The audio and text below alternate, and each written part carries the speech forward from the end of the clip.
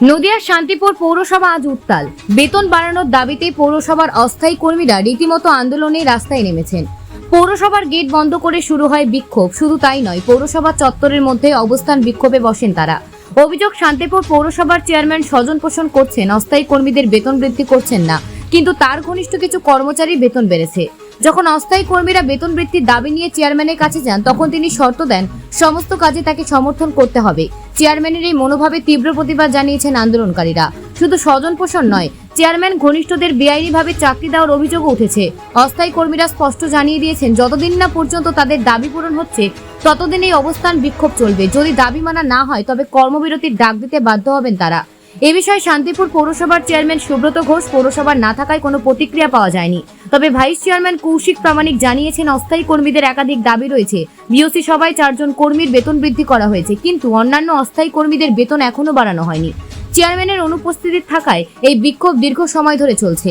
এই ঘটনার পর পৌরসভার অস্থায়ী কর্মীরা আরও শক্তিশালীভাবে তাদের দাবি আদায়ের জন্য প্রস্তুত হচ্ছেন। পৌরসভার কর্তৃপক্ষ কিভাবে এই সমস্যা সমাধান করবে তা সময়ই বলবে। নদিয়া থেকে সুদীপ বিশ্বাসের রিপোর্ট, নিউজ প্রাইম টাইমস। চলছে চলবে চেয়ারম্যানের 100 কমও মানছি না। আমরা আন্দোলন করছি, আন্দোলন করতে বাধ্য হয়েছি।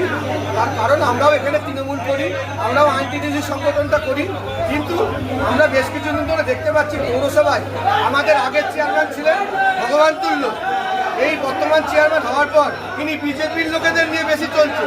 তিনি বিজেপির লোক পরপর কয়েকটাকে কাজ দিয়েছেন।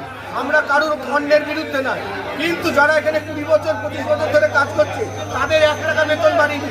অথচ উনার ছেলেকে যে পড়াই বাড়িতে তাকে পৌরসভায় কাজ দিয়ে 10,000 টাকা মাইনে করেছে। উনারা আত্মীয় অমিত ঘোষকে কালকে বিওসিটা মাইনে বাড়িয়েছে। এর বিরুদ্ধে আমরা লড়াই করব এবং এর পরবর্তীকালে যখন বিওসি হবে, বিওসি থেকে আমরা 337 কর্মচারী আমরা বিক্ষোভ দেখাবো। আপনার কতজন অস্থায়ী কর্মী রয়েছে? 350-র ওপরে। তার কি প্রত্যেকে এখানে এসছেন? হ্যাঁ। কি চাইছেন, মূলত দাবিটা কি আমরা করছেন? চাইছি প্রত্যেকের সমবেতন সমহারে দিতে হবে। আচ্ছা, এই সংকটে কি আপনারা দীর্ঘদিন ধরে ভুগছেন? দীর্ঘদিন ধরে। এখন কি আন্দোলন চালিয়ে যাবেন? একদম। কোনো সুরাহা পেয়েছেন আপনারা? আমরা সুরাহা পেয়েছি বলতে আমরা বলি এই চেয়ারম্যান আসার পর থেকে আমাদের বুলডোজ চালাচ্ছে। আমরা আইনটিডিসি করি, আইনটিডিসির নেতৃত্ব বলুক এসে বলুক তৃণমূল থেকে আমরা তৃণমূল করি না, কাজ সাথে সাথে দেখি। আপনার নাম? আমার নাম জয়ন্ত চক্রবর্তী, 13 নম্বর ওয়ার্ডের বাসিন্দা। আপনি কি করেন পৌরসভায়? আমি ট্যাক্স ডিপার্টমেন্টে কাজ করি, আমার ডিএলবি অ্যাপ্রুভাল আছে, আমার মাইনে বাড়ে না। দেখুন, এই বিষয়ে বক্তব্যটা তো চেয়ারম্যান দিলে ভালো হতো, কিন্তু চেয়ারম্যান এখন নেই। উনি বিশেষ কাজে শান্তিপুরের বাইরে আছেন। এখন ব্যাপারটা হচ্ছে যে কেউ কিছু অভিযোগ করতেই পারে, কিন্তু সেটা তো তাদের ব্যাপার। চেয়ারম্যানের বক্তব্যটা আমার মনে হয় চেয়ারম্যানের কাছে আপনি নেবেন। আমার কাছে এখনও কি বিষয়ে ওরা আন্দোলন করছে, আমি যেটা কানাঘুষো শুনতে পাচ্ছি সেটা মাইনে বাড়ানোর বিষয়। এর বাইরে ওদের কি বক্তব্য আমার কাছে ওরা এখনো এসে জানায়নি। স্বজন পোষণের কথা বলছেন, চেয়ারম্যান ঘনিষ্ঠ 4 জনকে মাইনে বাড়ানো হয়েছে, অথচ 10-12 বছর ধরে যারা রয়েছে তাদের বাড়ানো হয়নি।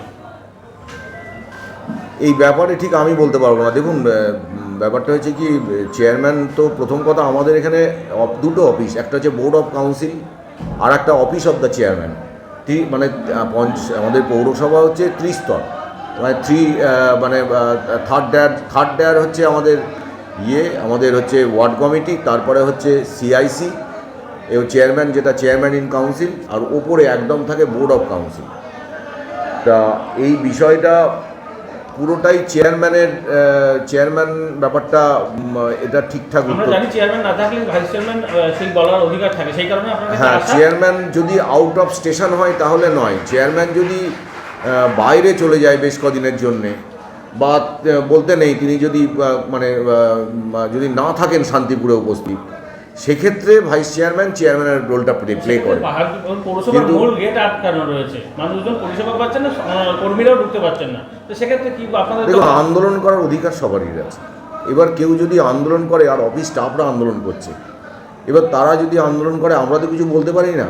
কিন্তু আমি চেয়ারম্যান নেই, আমি এখন বসে আছি। ওনারা যদি কোনো বক্তব্য থাকে আমাকে যদি জানিয়ে যান ওনারা, আমি চেয়ারম্যানকে জানিয়ে। প্রশাসনিক পদ বাদেও তো দলীয়ভাবে আপনি দায়িত্বে আছেন, তো সেক্ষেত্রেও ধরুন একটা আইনটিডিসির পতাকা নিয়ে তৃণমূল পরিচালিত পৌরসভার দিকে হাত তুলছে, এবং বিশেষ করে চেয়ারম্যান দূর হটো, চেয়ারম্যান গো ব্যাক, এই ধরনের স্লোগান, এটা কিভাবে দেখছেন?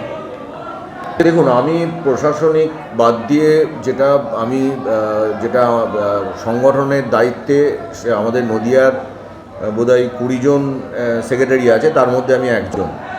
কিন্তু সেক্রেটারির ওপরেও জেনারেল সেক্রেটারি আছে, তারপরে প্রেসিডেন্ট আছে। এখন তাদের কি বক্তব্য এই ব্যাপারে নেই, আপনি রয়েছেন, না, আপনার কাছে জানতে চাইছি দলীয় নেতৃত্ব হিসাবে। আমি জানি না আমি এই গাইডলাইনটা, কারণ দেখুন ওরা তো আইএনটিটিউসি ব্যানারে করছে, আমি যেটা শুনতে পাচ্ছি আপনারাও শুনতে পাচ্ছেন যে ওরা আইএনটিটিউসি ব্যানারে করছে। এবার ওদের কি গাইডলাইন আছে বা এখানে আমাদের সংগঠনের কি বক্তব্য, এটা আমাদের ডিস্ট্রিক্ট সভাপতি বা আমাদের শান্তিপুর তৃণমূল কংগ্রেসের সভাপতি নরেশলাল সরকার বলতে পারবে।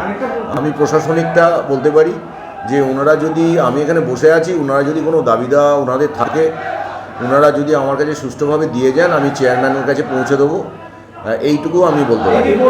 পৌরসভার মধ্যে এরকম আন্দোলন করছে, সেটা করে তো সরকারি পরিষেবা পেতেও তো সাধারণ মানুষের অসুবিধা হচ্ছে, সেক্ষেত্রে কি আপনারা কোনো নজর দিচ্ছেন এখন? দেখুন, আন্দোলন করলে তো মানুষের অসুবিধা হয়। আপনারা তো দেখেছেন, যদি যখন হয়তো দেখা গেল যে কেউ রাস্তা অবরোধ করলো, সেখানে প্রচুর মানুষ অসুবিধার বাসের মধ্যে বসে থাকে, তাহলে কিন্তু আন্দোলন করার অধিকার তো সবারই আছে। আমরা কি করে বলবো এটা? শান্তিপুর পুরসভা আন্দোলন মানেই তো অসুবিধা হয় মানে সাধারণ মানুষের। ঠিকই বলেছেন। শান্তিপুর পুরসভা পরিচালনার ক্ষেত্রে আপনিও একটা গুরুত্বপূর্ণ পার্ট, তাই না? দেখুন, শান্তিপুর পৌরসভার ক্ষেত্রে আমি অবশ্যই গুরুত্বপূর্ণ পার্ট। আমাদের কিছু পাওয়ার ডেলিগেট করা থাকে। চেয়ারম্যান, ভাইস চেয়ারম্যান এবং সিআইসিদের কিছু পাওয়ার ডেলিগেট করে রাখে, সেগুলো দেখার জন্য। কিন্তু সর্বোচ্চ ডিসিশনটা চেয়ারম্যান নেয়, যে কাকে মাইনে বাড়ানো হবে, কার কাছে। সকলে মিলে না, যদি উনি কোনো আমাদের যেটা বিএম অ্যাক্ট হচ্ছে, এমার্জেন্সি সিদ্ধান্ত উনি একা নিতে পারেন, পরে সেটা বিওসিতে বা সিআইসিতে পাস করে নিতে পারেন। এক্ষেত্রে কোন সিদ্ধান্ত হয়েছিল? এক্ষেত্রে বলতে মানে এই 4 জনকে নাকি মাইনে বাড়ানো হয়েছে, যদি হয়ে থাকে তাহলে সেটা এটা 4 জন, যে কোনো মাইনে বাড়াতে গেলে বিওসি সিদ্ধান্ত নেবে। বিওসিতে উনি প্লেস করবেন, হ্যাঁ, বিওসিতে প্লেস করবেন। হ্যাঁ, ইদানিং এই লাস্ট গত পরশুদিন বিওসিতে 3 জনের না 4 জনের মাইনে বাড়ানো হয়েছে। তো সেক্ষেত্রে কেউ কোনো আপত্তি তুলেছিল না? সব মেম্বারই সমর্থন জানিয়েছিল? দেখুন, ব্যাপারটা হচ্ছে যে আমাদের তো একটা রেজুলেশন হয়েছে, আপনি ওটা জেনে নেবেন। ওইভাবে তো আপত্তি জানালে আমি ওরভাবে বলতে পারি না। এবার ব্যাপার যে কেউ আপত্তি জানানোর প্রশ্নই নেই, সবাই গ্ল্যাডলি মেনে নিয়েছিল। ইনাদের বিষয়টাও আমরা গত বিওসিতে আমরা আলোচনা করেছি যে ইনাদের মাইনে বাড়ানো দরকার। এই যে ট্যাক্সের স্টাফ আছে কিছু, এটা নিয়ে আমার মাইনে বাড়ানোর দরকার, এটা গত বিওসিতে আমরা আলোচনা করেছি। এটা কাউন্সিলররা দাবিটা তুলেছিল, তাই এটা গত বিওসিতে আলোচনা হয়েছিল যে এদেরকে মাইনে বাড়ানোর দরকার। আজকে এই ঘটনার পরিপ্রেক্ষিতে চেয়ারম্যানের সঙ্গে কথা হয়েছে আপনার, যেরকম পুরসভা এরকম হচ্ছে? চেয়ারম্যানকে এক্ষুনি আমি জানালাম, উনি দেখলাম উনি সব জানেন। উনি বললেন আমি এত দূর থেকে কি বলবো, এইটুকুই কথা হলো। নাম পরিচয়? কৌশিক প্রামাণিক, ভাইস চেয়ারম্যান, শান্তি মিউনিসিপ্যালিটি।